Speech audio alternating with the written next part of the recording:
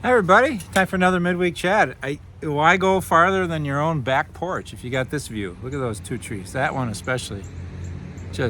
I was worried yesterday because it was so windy. I thought, I hope I can get that tree in for the midweek chat. And I thought maybe the leaves would all have been blown off the tree, but not. Isn't that gorgeous?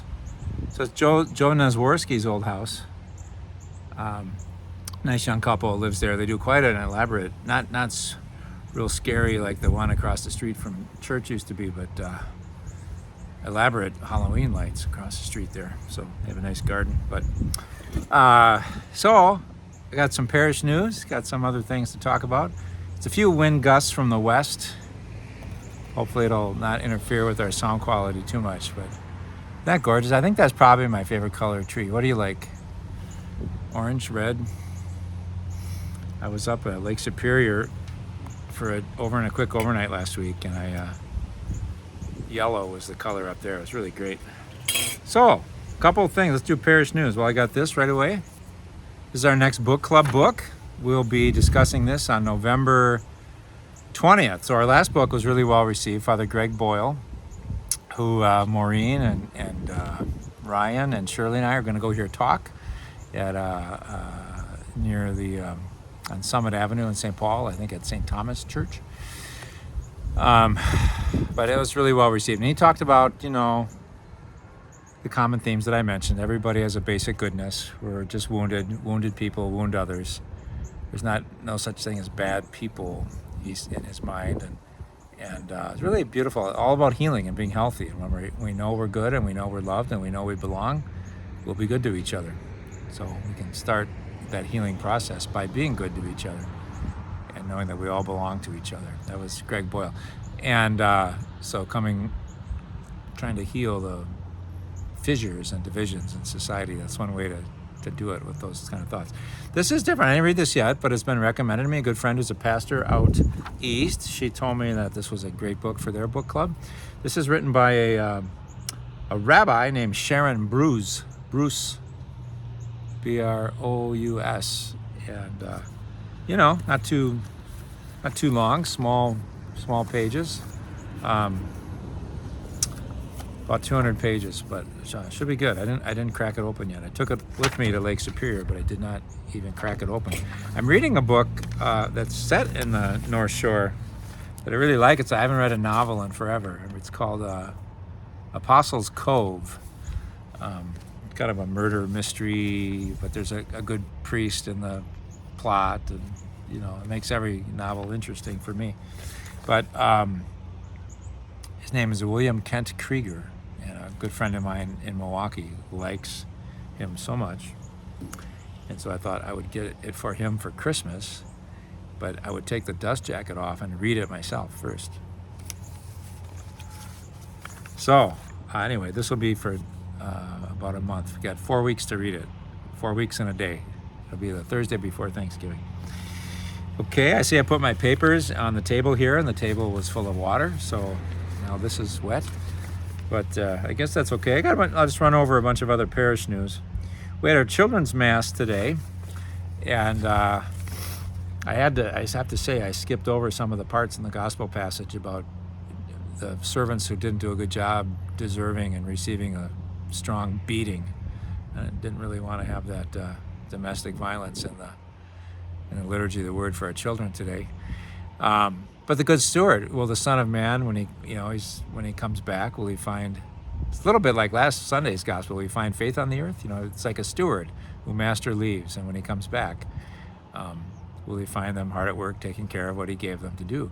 So anyway, we talked a little bit about if your parents ever leave and leave you with a babysitter, or maybe you're old enough to stay. What do they tell you before they leave? And they had good questions like, fold the laundry and clean up the kitchen when we come back, so it's nice and clean when we get back, or don't stay up too late, or no screen time, or don't just watch no video games, or the rules, because and when they come back, what are they going to find? You kind of hard at work, doing your homework. Will the laundry be folded, or will they see half-eaten bags of Cheetos all over the place, and your eyes glazed over staring at some screen. So I think they got that right away. I was asking some harder questions, and the hands didn't go up. But when I said, what would your parents tell you to do if they were going away for a couple hours? And all the hands fell up. So then I knew we were in business. And so with Jesus, right? He gives us this world to take care of until he comes again. And I hate to promote a gotcha God. You know what I mean by a gotcha God? Like, what if he comes back right after I had a fight with my spouse? Or what if he comes back, right? You know, I did something I'm not proud of. Or am I in trouble then because he caught me doing something? And I hope not. I hope he sees the big picture, trying to keep the faith and do good in the world. And the second coming is supposed to be something that we would welcome when it happens. You know, the victory of justice and all the things that are wrong with the world to be fixed, and all the oppressors will see the error of their ways, maybe be judged negatively, maybe be welcomed into mercy. You know, it's hard to know. You know, it's always good that it's not our job to judge people, right? Just to try to love them and pray for them. But I remember something, I think it's sort of out of favor now, but there was something called, when I was in college, the fundamental option.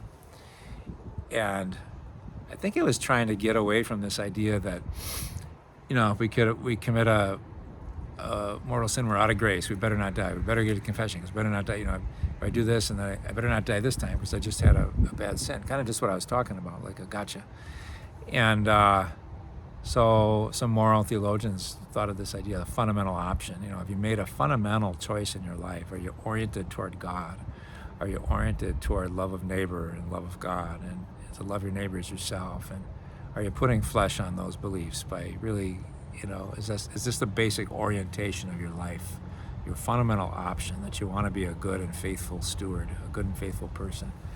I remember learning about that. I thought that makes sense. That's better than this on again, off again sort of thing. But I don't know what you think of that. A couple more parish news. Not that we don't need to be reconciled when we sin, right? Got the sacrament for that. The ability to apologize. Tonight I'm talking for the second time about sin and forgiveness to the second grade parents. We had a good night last week, and nice group, fairly open and sharing, and I'm glad they came. We have a couple weddings this weekend. Only one of them's here, and the one is here. They're married civilly, so Shelby and Brad. So we should get our marriage blessed in the church. So that's an option. People don't know about that. So people are married by a judge, or they're married in a church. They're Catholic, but they married in a different church, or at an outdoor wedding with a minister, you know, whatever. Not a official Catholic wedding. Church doesn't say like you're not married or your kids aren't okay. That's all. It recognizes the fact that you're civilly married, but it doesn't recognize that you're at the sacrament of marriage. Right? And so we call it a convalidation or a validation, sort of a technical word. More commonly you say it's like blessing the marriage. There's a little work to go through it depending on your level of your age, your level of maturity. These two are very active in the church, and so it's not that. I think there'll be about 10 people there, and we'll have it. It'll be beautiful. The next one, they were going to get married in Duluth, Ella and Mike. And I said I'd do it because I like going to the North Shore, right? That's why I was in the North Shore last week, because I thought the wedding was going to be that Friday night. But then they changed their mind, and they're going to have it in Notre Dame and Chippewa, which I think because I had already agreed to Duluth, it didn't seem, I said, okay, Chippewa. But I think I should have asked them just to do it here. It's complicated when you go do it another place. Other things have to be signed, and they have their ways of doing things, and I don't know if it's, you know, it's just a little, but they're a great couple, both of them, and I'm excited about that. I just wanted to say that. I didn't mean to put anybody down, but why we're not having it at St. James. A little bit of a story there. So that's where family's from, et cetera, et cetera. But in general, if you're looking to get married, I do like to have them at St. James. And I won't skip weekend masses here in order to go somewhere else to do a wedding. So anyway, kids, man, John Paul, you know, it's a feast of St. John Paul II, which I guess we have the older books. And I opened there was no special prayers for him, and it was optional. And we have a book called the Ordo that says what feast day it is, what color of vestments I'm supposed to wear, and it's an option for green or white. So I just wore the green, and we did the ordinary time, because John Paul II hasn't been a saint that long, I guess. Pope John Paul II, he's Pope for from October 1978, and then he died in April 2005. And I always thought the saints' dates, if you knew it, the saints' feasts were always on the date of their passing, and usually they are. So St. Francis of Assisi, October 4th. It's the date of their birth into heaven. It seems like an appropriate date to have the feast day. Well, I thought, why isn't John Paul II's feast on April 5th? Or I think it was April 5th. April's whatever the date was. And so I looked it up, and they said, well, usually it is on the date of the death, but it's not this time because a couple reasons. There was already a feast day on the date of his death. No, that was John Paul I. They said it was just because for other reasons you can have, and so they chose October 22nd was a special date in his life because that was his first inaugural when he was installed as the Pope. And he gave a beautiful speech and said, "Do not be afraid. Open wide the doors to Christ," kind of the mark of his long papacy. So almost half my life.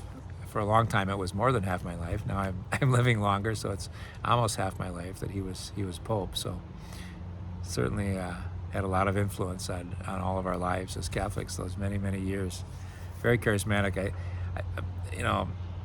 political hero not more than anything, but very, very influential in terms of bringing down all the communist bloc.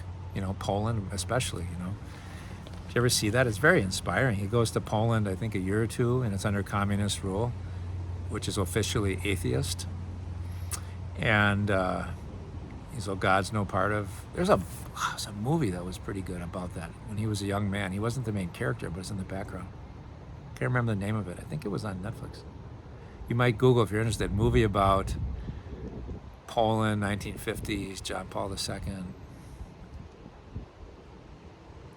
It was someone that worked for the Communist Party, but also had a wife who was a believer or something like that. Anyway, I'm sorry. That's not enough of a clue probably to find it. But Polish movie anyway. And he showed up, and it was like all these people came to pray, which is kind of illegal, I believe. And they tried to stop it, but thousands and thousands, and they were all starting to chant, "We want God. We want God. We want God." In a place where that was, not, I guess, even legal or certainly not endorsed by the state, and the courage. But it's so beautiful, inspiring. What would it be like if you were told you couldn't believe? It might strengthen our faith. Maybe we just go along with the flow and say, "Oh well, I'll go with the secular religion of the day and not believe in God, and not practice my faith." But there's something pretty darn deep about our belief in God. And it just welled up, and it was so beautiful. I remember one scene from that movie, people gathered, and they were just kind of like the civil rights when the fire hoses here in our country and the dogs and all that, they were shot at, and all kinds of problems. So anyway, John Paul II was just huge, affirming faith in our world. Open wide the doors to Christ. I've never met a pope. I got real close to Pope Francis when I was on sabbatical. He was in the Mobile, and I was probably about 10 feet away from him. Got a good picture, but I kind of wish I hadn't. I wish I just kind of enjoyed. Well, I saw him in Philadelphia too when he came, but I got closer on my sabbatical. Anyway, it's his feast day today, John Paul II. So some projects that we have in the parish, we have Wisconsin Foster Closet. We'll be collecting for the next month children's sweatpants. What you might know the meaning of these sizes, I don't. 3T, 4T, 5T, 6, 8, or 10, men's medium, girls 8. It's pretty specific instructions, huh? And also winter coats and snow pants of any size. So it could be elementary kids, Manager could be high school students as well. So often they'll lose their homes, be in the foster care program, and not really have a lot. And so this organization provides, and we can provide through them. So we're always so good and generous here at St. James with those drives. So thank you for that. Scrap metal. So Jerry, I don't know if he's still doing it or not, but we have a great tradition of getting the scrap metal recyclers bins here. It stays out for a couple weeks. It'll stay out till November 2nd. It's going to come on Saturday. So don't go today unless you watch this after Saturday. So Saturday, what's today? The 22nd? So it'll be there on the 25th. Sometime during the day they'll bring it, October 25th. And any of your scrap metal, it's a win-win. Get rid of some of that stuff laying around the house. I save it in the garage or downstairs at the office and then haul it over there. So that'll be good. I brought some, we're clearing out our closets, and we had a lot of extra things. Taking a lot of space, and we need a lot of space now that the music area is the choir, and they put a lot of their music things there now because it's so handy since that's where they sing. Yeah, it's just a lot of old liturgical things. So I took like 5 boxes of it down to the diocese because they collect it. And as soon as I got down there, who was it? Which priest was it? Father Robertson. He goes, "Oh, do you have any candlesticks? We need candlesticks." And so I barely put it on the bench there, and he took 6 candlesticks, and he was so happy. So that's good. It's another, what is it? Reuse, recycle, no. Reuse. It's like reuse is the best thing. Recycle's second or third best. There's 3 things: reuse, recycle. I don't remember. But if you can get away without throwing it into the earth, that's ideal. So good, we have that going on. All Saints Day. That's not real soon, but it's coming up. We're going to have our Mass for All Saints Day on Friday night, the night before. It's not a holy day of obligation this year because it's one of those that if it's on a Saturday or Monday, it ceases to be obligatory. And we'll have it to a Friday Vigil Mass, which we'll see how that, it'll be on actually Halloween at 5:30. I don't know if that's prime time trick-or-treating, but so I hope that's okay. Maybe trick-or-treat earlier and then end it with Mass. And then the following week, just a heads up, I'll mention it, All Souls commemoration. So actually this year, All Souls is going to be on a Sunday, November 2nd. And so we'll read the names of everyone from St. James who's died in the last year, and then light a candle. We'll have some candles burning in the sanctuary, and we'll light them, say the name, and light the candle. And then when we're done with that official roll, anyone in the assembly who has a loved one who died in the last 12 months, it's kind of like from last All Souls Day to this All Souls Day. And we all have people in our lives who've died, but we try to limit it to people who died in the last year. 12 months, All Souls to All Souls. And for some people it's very fresh, and other people not as fresh, or someone they didn't know as well. But it's good to remember that. It's a special week for us. We don't have any baptisms that we schedule on that weekend because of the commemoration.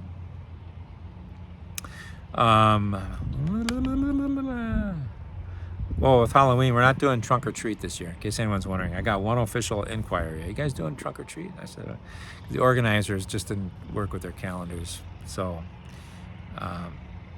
too bad. We'll see if it comes back next year. A lot of people are doing it now, so there's probably no shortage of trunk or treat opportunities. That new church on Jeffers is doing it. I saw a sign. I am, what is that, all the parish news? What do you think about this? Love it. I got this ever since I've been going to Wausau a lot every week, see my mom, and I go by Thorpe, and they have this Gouda place, Marika Gouda, and they have this, occasionally, it's not always, it's not a standard flavor, but it's pesto Gouda, and boy, does that make the best grilled cheese ever. So I made a few of them. Warm up some tomato soup, get some grilled cheese with pesto Gouda. You're living. Right now I got some squash baking at the office. I don't know if the staff would like to share that or not during the staff meeting, but I got a lot of squash all of a sudden, so I thought, I'm going to get to baking that stuff. Love it. It's good for you. I've been eating not very many vegetables lately, so I got to work on that. I have fall clergy conference, we had people talk to us about health and taking care of our health. A lot of it was diet, eat whole foods, avoid processed foods, make sure you get enough water. He was really pushing protein. I don't know how much protein we need. What I hear more about is that we eat too much protein in a world of hunger. We'd be better off maybe having more plant-based foods. You need some protein to get by, but like if you have like every meal you gotta have protein, it's maybe a little overload. But he was saying you should have a gram of protein for every. So you take your weight, cut it by half, and is that what he said? And eat that many grams of protein. I think I figured that out. If you do that by you must have meant kilograms. Half your body weight in kilograms. Eat that many grams of protein. He had good reasons and everything, but I don't know. And this was the thing. I don't know. This can't be true, can it? He said that I always know you're not supposed to eat at night, which is I'd be healthier if I didn't for sure. But he said shouldn't eat within 2 hours of bedtime. And for every half hour before bedtime that you do eat, you lose an hour and a half good sleep. Like good sleep. So if I eat a half hour before bedtime and an hour before bedtime and an hour and a half, I would lose. Well, go and another one. Every half hour on the half hour, going back 2 hours, I would lose 6 hours good sleep. So I don't know. I mean, that's true. I think the broad thing is good not to eat. But isn't that something? If that's true, maybe that'll motivate me to not eat right before I go to bed. Last night I worked. I had a little discipline, and I was ready to eat a bowl of cereal, and I said, no, I think I can do without it. And I did, and I'm happy that I did, so maybe that can continue. When we were kids, we all ate a bowl of cereal before bedtime, so it started a long lifetime habit.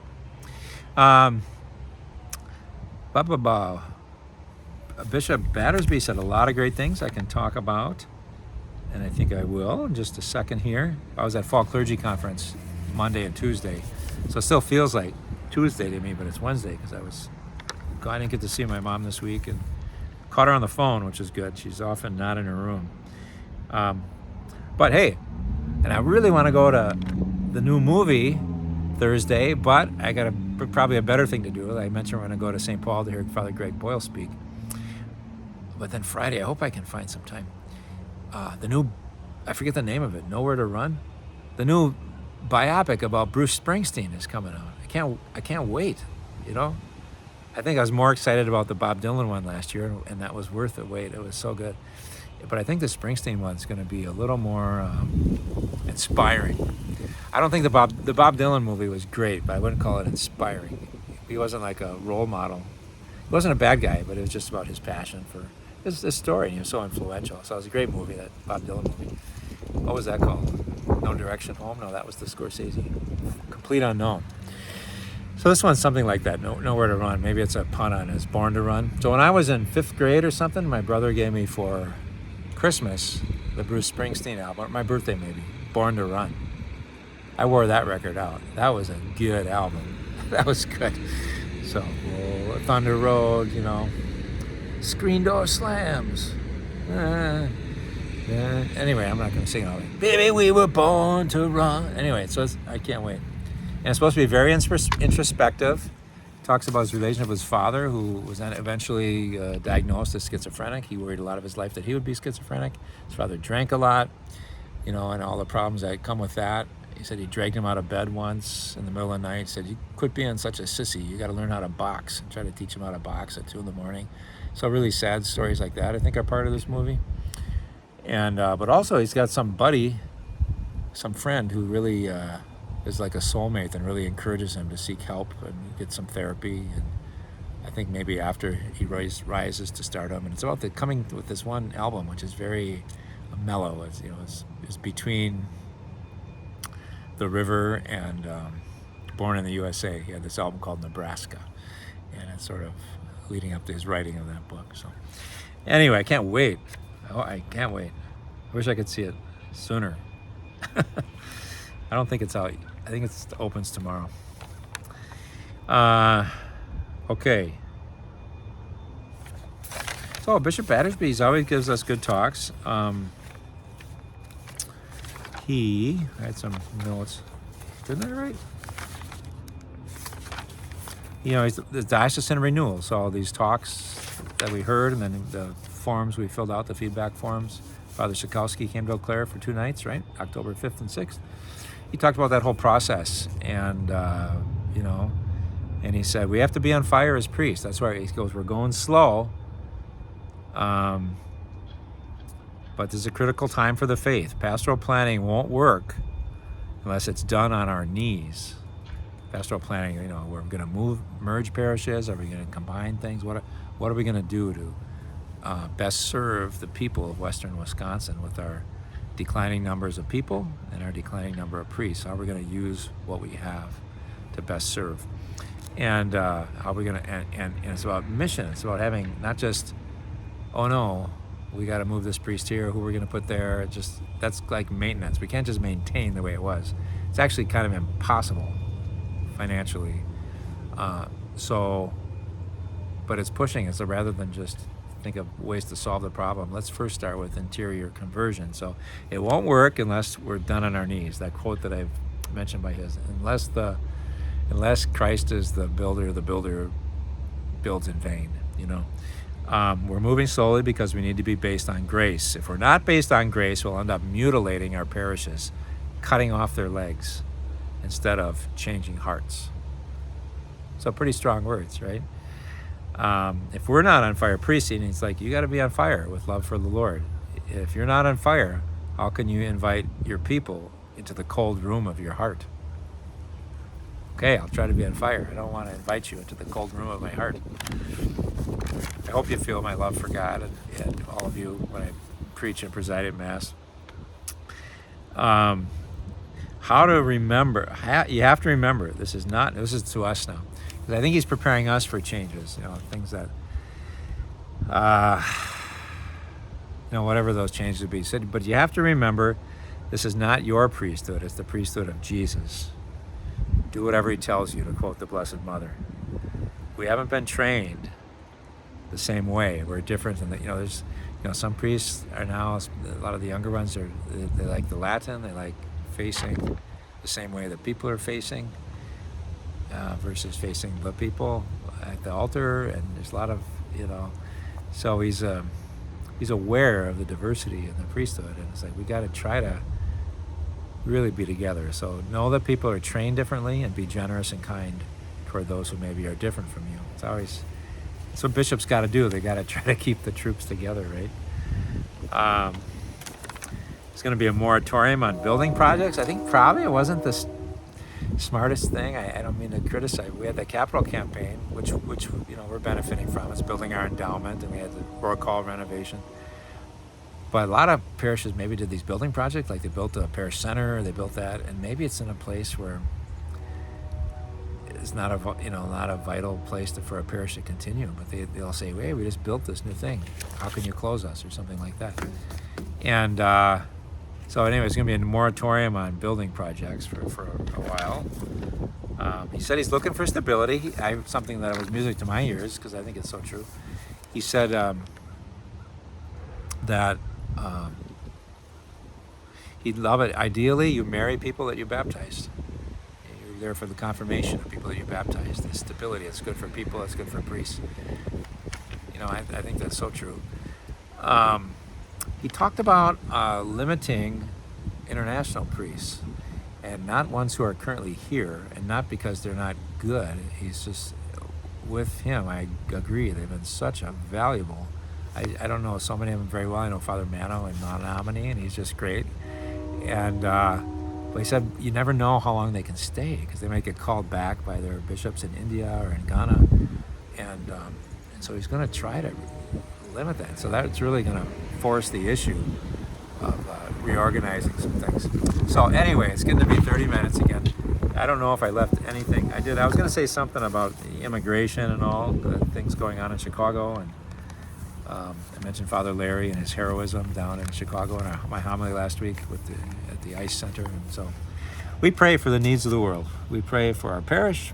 We pray that our parish might be on fire, that their pastor might be on fire with love of God and letting God lead us, knowing that it's His will we seek that will bring us eternal life. Amen. Peace, everybody.